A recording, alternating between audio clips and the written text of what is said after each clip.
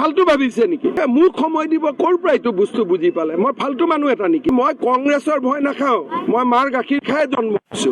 মোক কি 24 ঘণ্টা সময় দিব লাগে জাষ্টিছ বিপ্লৱ শৰ্মাক। মইতো নিজৰ কথা কোৱা নাই, বিপ্লৱ শৰ্মা কমিটিৰ ৰিপৰ্টহে পঢ়িছো, ৰাকেশ পালৰ মাকৰ ষ্টেটমেণ্টহে মই পঢ়িছো। মোক কি সময় দিয়ে? মোক ফালতু ভাবিছে নেকি? আৰে মোক কি সময় দিয়ে? মই এতিয়া যেতিয়া কেছ ঢালিম, কংগ্ৰেছ বিলাক ক'ত যাব? মইতো এটা কথা, মুখ্যমন্ত্ৰী হয় মই, নেদেখা কথা নিলিখা কথা মই একো নকওঁ। যদি মোৰ লগত সাহস আছে, কংগ্ৰেছৰ এজন থিয় হৈ একেলগে জাষ্টিছ বিপ্লৱ শৰ্মা কমিটিৰ ৰিপৰ্ট পঢ়ক। ৰাকেশ পালৰ মাকে কৈছে যে বেয়া ঘটনা, বেয়া কাণ্ড দেখি মই ঘৰ এৰি দিলো।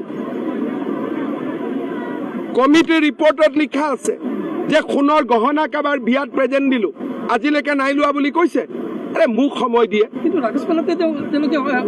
তাকে মোক সময় দিব ক'ৰ পৰা এইটো বস্তু বুজি পালে? মই ফালতু মানুহ এটা নেকি যে মোক সময় দিব?